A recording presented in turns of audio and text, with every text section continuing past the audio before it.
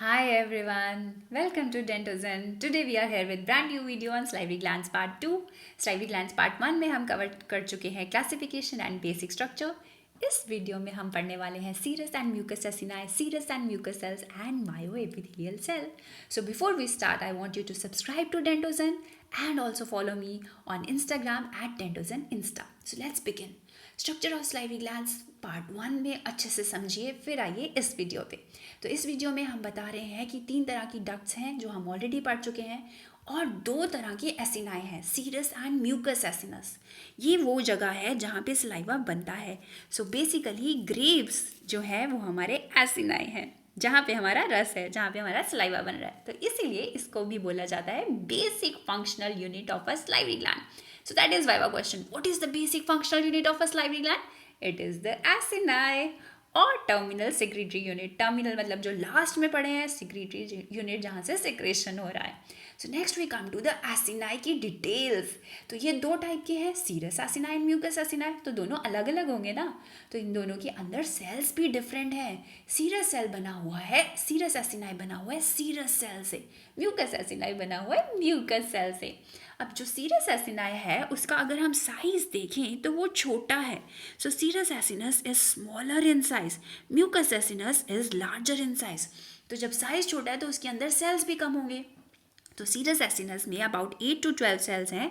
कुछ टेक्स्ट में less than 8 sales भी दिया हुआ है, लेकिन म्यूकस एसिनस में मोर सेल्स हैं. अब साइज भी डिफरेंट है तो शेप भी डिफरेंट है. सीरस एसिनस की शेप है स्फेरिकल, स्फीयर जैसा है, लेकिन म्यूकस एसिनस तो ऐसा नहीं है, वो तो थोड़ा लंबा सा है. सो इट इज ट्यूबुलर और elliptical in shape. Then we talk about the central lumen. अब ये जो सेल्स पड़े हैं दोनों एसिनाई के बीच में, उनकी सेल्स के बीच में एक खाली जगह है सेंटर में जहाँ पे सलाइवा सिक्रीट हो रहा है. तो ये सेल यहाँ से सलाइवा को सिक्रीट कर देता है ल्यूमेन में. So this is called central lumen, जो कि हमारा स्टार शेप का है. थोड़ा अगर हम सिर्फ ल्यूमेन को देखें तो वो स्टार शेप का है. और इस सेंट्रल ल्यूमेन की जो एक्सटेंशंस हैं वो 2 सेल्स के बीच में जाती हैं. तो ये सेंट्रल ल्यूमेन छोटे वाले एसिनस में छोटा होगा, तो सीरस एसिनस में ये है छोटा. म्यूकस एसिनस जो बड़ा है उसमें है ये बड़ा. और इंटरसेलुलर कैनालिकुलाई जो है वो प्रेजेंट रहते हैं सीरस एसिनस में, लेकिन म्यूकस में रहते हैं absent. Next we talk about the secretions. Serous cells की सिक्रीशंस हैं, सीरस एंजाइम्स ज़्यादा हैं उसमें, acid phosphatases, esterases, glucuronidase, galactosidase.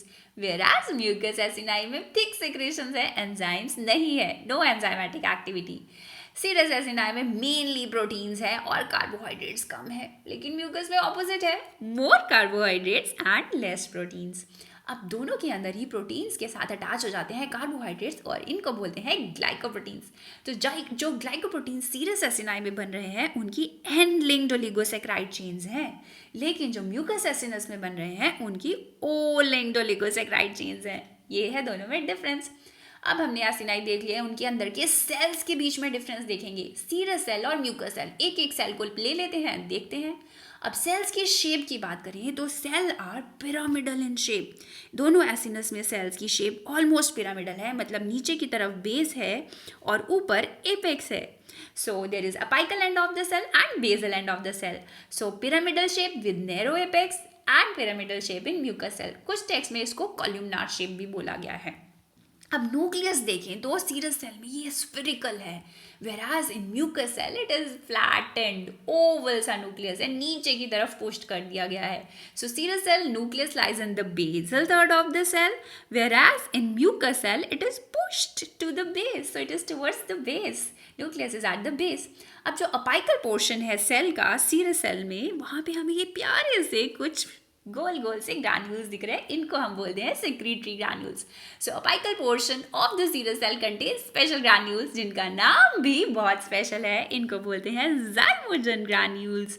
ऐसा सोचा जाता है कि इसके अंदर एक इनएक्टिव एंजाइम प्रिकर्सर ज़ाइमोजन रहता है, इसलिए इसको ज़ाइमोजन ग्रैन्यूल्स बोलते हैं। इनका साइज अबाउट 1 माइक्रोमीटर्स होता है और अगर हम इन ग्रैन्यूल्स को ना इलेक्ट्रॉन माइक्रोस्कोप में देखें तो ये थोड़े अलग अलग से दिखते हैं, कुछ डेंस होते हैं, कुछ लाइट होते हैं। तो बेसिकली ये मच्योर होते जाते हैं। जैसे ही गोल्गी से बाहर निकलते हैं, इनके अंदर सिक्रीशंस हैं, प्रोटीन्स हैं, तो ये इमच्योर होते हैं और जैसे ये ल्यूमेन की तरफ बढ़ते जाते हैं जहाँ पे ये सिक्रीट होंगे तो ये मच्योर होते जाते हैं।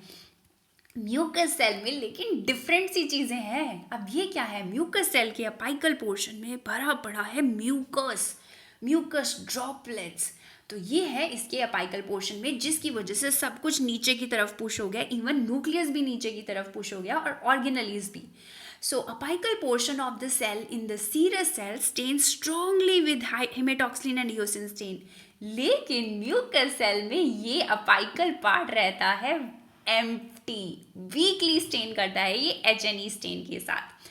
तो सीरस सेल में जो ग्रैन्यूल्स हैं, इओसिनोफिलिक सिक्रेटरी ग्रैन्यूल्स, उनको स्टेन करने के लिए स्पेशल स्टेन है टॉलिडिन ब्लू।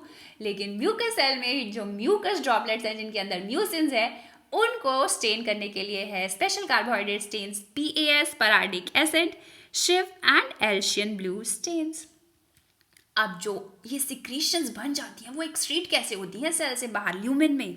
तो हमारे सीरस सेल में ये एक्सोसाइटोसिस से सिक्रीट होते हैं, जिसमें जो ग्रैन्यूल है उसकी प्लाज्मा मेम्ब्रेन फ्यूज कर जाती है ल्यूमिनल प्लाज्मा मेम्ब्रेन से और साइटोप्लाज्म लॉस नहीं होता। लेकिन म्यूकस सेल में ये स्पिल हो जाता है, पूरा का पूरा म्यूकस जो है, म्यूसिन है, वो स्पिल हो जाता है और अपाइकल साइटोप्लाज्म अपने आप को सील नहीं कर पाता।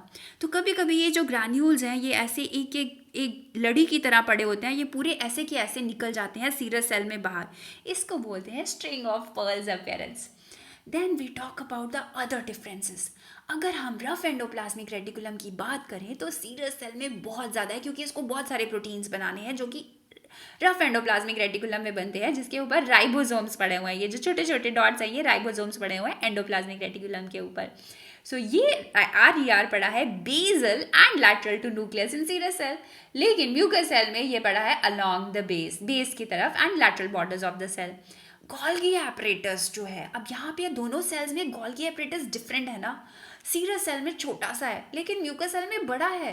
सीरस सेल में गोल्गी हैज 4 to 6 सैक्यूल्स और ये पड़ा है apical and lateral to the nucleus, nucleus के लैटरली पड़ा है और इसके अपाइकल ही पड़ा है। लेकिन म्यूकस सेल में ये बहुत बड़ा है।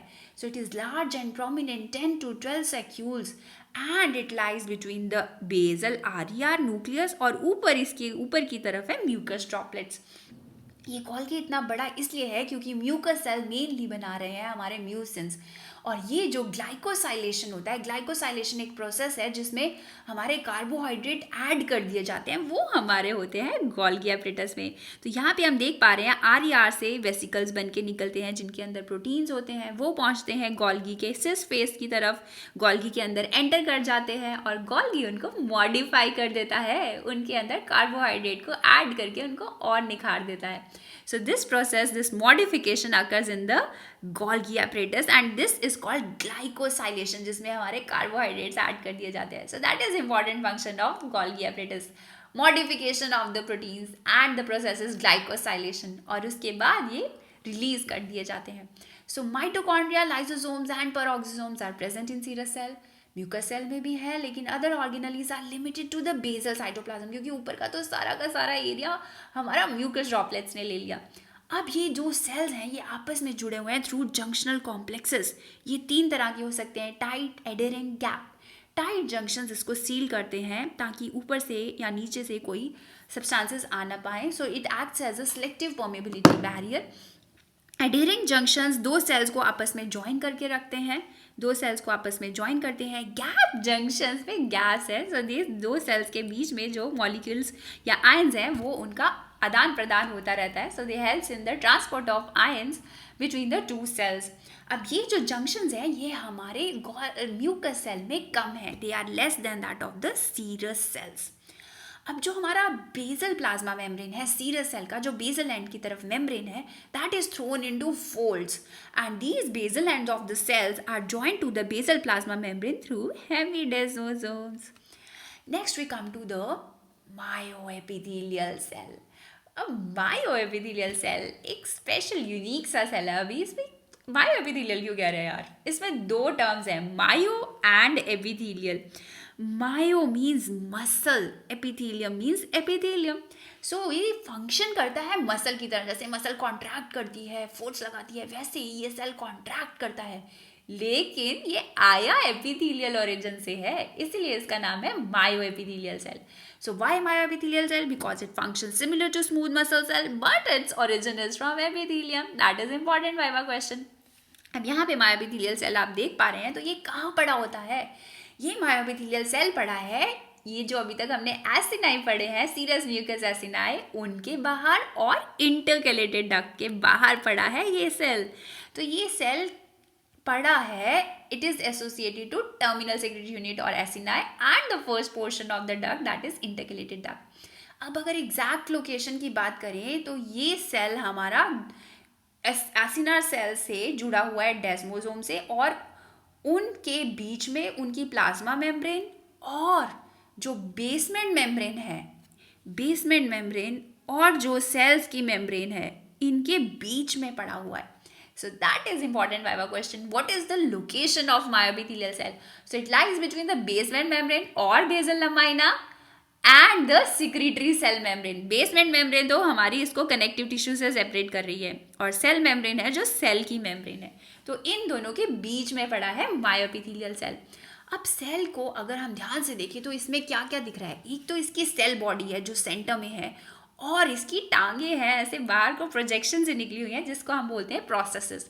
So it has a cell body and it has processes. Cell body के अंदर रहता है फ्लैटेंड सा न्यूक्लियस, जिसके अराउंड हमारी मेनली ऑर्गेनेलीज रहती हैं, और प्रोसेसेस के अंदर रहते हैं फिलामेंट्स जो कॉन्ट्रैक्शन में हेल्प करेंगी। Next we come to the shape of this cell. So this shape of this cell looks like a star shaped cell और spider shape. तो इसको स्टीलेट और स्पाइडर शेप सेल भी बोलते हैं। कभी कभी ऐसा भी लगता है कि ये ना सेल एसिनाई के ऊपर ऐसे पड़ा हुआ है जैसे ऑक्टोपस रॉक के ऊपर बैठा हो, या एक बास्केट की तरह लगता है, इसीलिए तो इसके अदर नेम्स है बास्केट सेल और octopus sitting on the rock. That is important viva question. What are the other names for myoepithelial cell? Basket cell and octopus sitting on rocks. अब ये myoepithelial cells हमारे salivary glands के अलावा और glands में भी दिखते हैं, like lacrimal glands, mammary glands, and in other glands. Now let's talk about the difference of the myoepithelial cell around acini and around duct. जब acini के अराउंड पड़ा है ना, तो उसकी शेप थोड़ी डिफरेंट है, और जब duct के अराउंड ये पड़ा तो अपनी शेप डिफरेंट कर लेता है। acini के अराउंड इसकी शेप है स्टीलेट और स्पाइडर शेप, डक्ट के अराउंड इसकी शेप है फ्यूजिफॉर्म शेप और इलोंगेटेड शेप का सेल है। इसीलिए जो इसकी प्रोसेसेस हैं, सेल प्रोसेसेस हैं, वो एसिनाई के अराउंड खूब सारी होती हैं, न्यूमरस, लेकिन डक्ट के अराउंड कम होती हैं। अब एसिनाई के अराउंड जब ये पड़ा होता है तो ये एसिनाई में जो गटर्स होते हैं उनके अंदर चला जाता है, तो एकदम स्मूथ अपीयरेंस देता है। लेकिन जो इसकी सेल प्रोसेस डक्ट के लॉन्गिट्यूडिनल सरफेस के ऊपर ऐसे पड़ी रहती हैं, तो ऐसे लगता है कि वहाँ पे बल्ज क्रिएट हो गया है। So it creates a bulge because it runs longitudinally on the surface of the duct. Now let's see how do we identify this myoepithelial cell. इसको आइडेंटिफाई करना आसान नहीं, क्योंकि ये दिखता नहीं है रूटीन H&E स्टेन सेक्शन में। इसके लिए स्पेशल स्टेन्स किए जाते हैं। इसके अंदर जो केमिकल्स हैं उनको आइडेंटिफाई किया जाता है हिस्टोकेमिकल एंड इम्यूनोफ्लोरेसेंट टेक्निक से। अब इसके अंदर क्या केमिकल्स हैं? इसके अंदर साइटोकेराटिन इंटरमीडिएट फिलामेंट्स हैं। साइटोकेराटिन बहुत टाइप्स की हो सकती हैं, इसके अंदर 5, 14, तो वही बताती हैं कि इसका एपिथेलियल ओरिजिन है। और इसके अंदर actin and soluble myosin filaments हैं जो इसको मसल लाइक फंक्शन देती हैं। सो ये एक्ट करते हैं alpha smooth muscle actin and cytokeratins, they act as the markers for identification of myoepithelial cell. इसके अलावा S100 प्रोटीन भी पड़ा होता है इसके अंदर, जो which also acts as immunohistochemical marker for myoepithelial cell. अब इसके अंदर जो फिलामेंट्स हैं, कॉन्ट्रैक्टाइल फिलामेंट्स, वो अबाउट 6 नैनोमीटर थिक होती हैं और उनके बीच में डेंस बॉडीज पड़ी होती हैं। ऑर्गेनेलीज इसमें ज़्यादा है नहीं, and they are restricted to perinuclear cytoplasm. अब जो बॉडी है मायोएपिथेलियल सेल की, प्रोसेसेस तो हमने पढ़ा है कि एसिनाई के ऊपर जाती है, डक्ट्स के साइड में जाती है, लेकिन जो इसकी बॉडी है वो पड़ी होती है जहाँ पे 2 या 3 पैरेन्काइमल सेल्स पास में आते हैं, उनके बेसल रीजन पास में आते हैं, वहाँ पे सेल बॉडी पड़ी होती है। और इसके अलावा मायोएपिथेलियल सेल की प्लाज्मा मेम्ब्रेन पे छोटे छोटे वेसिकल्स हो सकते हैं, जिसको बोलते हैं माइक्रोपाइनोसाइटोटिक वेसिकल्स और caveolae. Now let's come to the functions of myoepithelial cell. इतना यूनिक सा सेल है, इसके स्पेशल फंक्शंस है। एक फंक्शन जो हम ऑलरेडी जानते हैं, muscle like function, so it helps in the contraction, contractile function. इसके अलावा ये एसिनाई में से सलाइवा को बाहर निकालने में हेल्प करता है, so it accelerates the initial outflow of saliva from the acini. इसके अलावा ये जो डक्ट्स हैं, इंटरकेलेटेड डक्ट्स के अराउंड जब पड़ा होता है तो उनका जो ल्यूमेन है वो कम ज़्यादा होता है, तो that means it helps in maintaining the duct patency of the ducts, तो उसमें हेल्प करता है। It also contributes to secretory pressure in acini and ducts. It supports these cells, supports these parenchymal cells, duct के जो sales हैं, acini के sales हैं, उनको सपोर्ट करता है, उनमें से बैक परमिएशन ऑफ फ्लूइड को रोकता है। It also helps in overcoming the peripheral resistance of duct, ducts में से रेजिस्टेंस को ओवरकम करके सलाइवा को उनके थ्रू फ्लो कराने में हेल्प करता है। इसके अलावा ये सिग्नल्स भी देता है, it has a signalling function. ये कुछ मॉलिक्यूल्स निकालता है जो सिग्नल्स की तरह एक्ट करते हैं, जो स्लाइवरी ग्लैंड के टिश्यू को प्रोटेक्ट करते हैं। और जब ये सिग्नल्स एसिनार सेल्स को देता है तो ये उनकी पोलैरिटी मेंटेन करने में हेल्प करता है, उनकी ऑर्गेनाइजेशन, उनका स्ट्रक्चर ऑर्गेनाइजेशन मेंटेन करने में हेल्प करता है। इसके अलावा और भी करता है ये काम, ये ट्यूमर सप्रेसर एक्टिविटी करता है, स्लाइवरी ग्लैंड्स में ट्यूमर्स को बनने से रोकता है। बहुत इंपॉर्टेंट फंक्शन, ऐसा एविडेंस देखा गया है कि ये प्रोटीन्स बनाता है, प्रोटीएज इनहिबिटर्स, जो कि ट्यूमर्स को सप्रेस करते हैं। And it has anti angiogenic activity, ये कुछ ऐसे फैक्टर्स रिलीज करता है जो न्यू ब्लड वेसल फॉर्मेशन को रोकते हैं। एंजियो मीन्स ब्लड वेसल, तो ये ट्यूमर्स को ग्रो नहीं करने देता, so it acts as a barrier against invasive epithelial neoplasms. So इस प्यारे से सेल के इतने सारे फंक्शंस हैं। So that is all for today's lecture. I hope you enjoyed the lecture. अगर आपको वीडियो सच में पसंद आई हो तो please tap the like button, also subscribe to Dentogen, keep watching, keep sharing and keep learning. See you in the next video. Till then, take care. Bye bye.